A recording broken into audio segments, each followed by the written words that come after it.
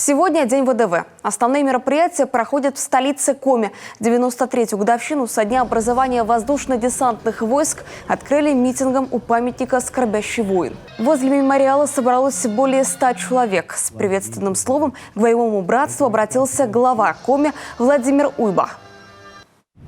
Десантники вписали немало славных страниц в историю вооруженных сил нашей страны. Крылатая пехота не раз доказывала, что в ней служат лучшие из лучших, храбрые, смелые, отважные и сильные духом люди, для которых патриотизм, любовь к родине, верность отчизне и боевому братству – это вечные ценности.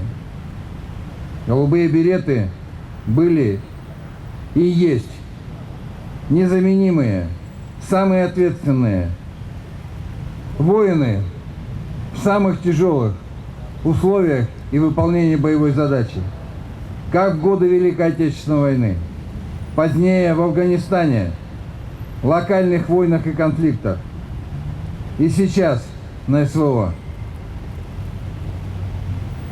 Надо сказать, что из 4 героев России, награжденных этим высоким званием посмертно, 2 десантники, а 2 морпехи. Сегодня мы вспоминаем лучших сынов отчизны, склоняем головы перед светлой памятью тех, кто отдал свою жизнь за Родину, за мир и покой наших граждан. После минуты молчания участники митинга возложили цветы к памятнику «Скорбящий воин» и мемориалу «Вечная слава» в память о всех, кто отдал свои жизни за свободу нашей Родины.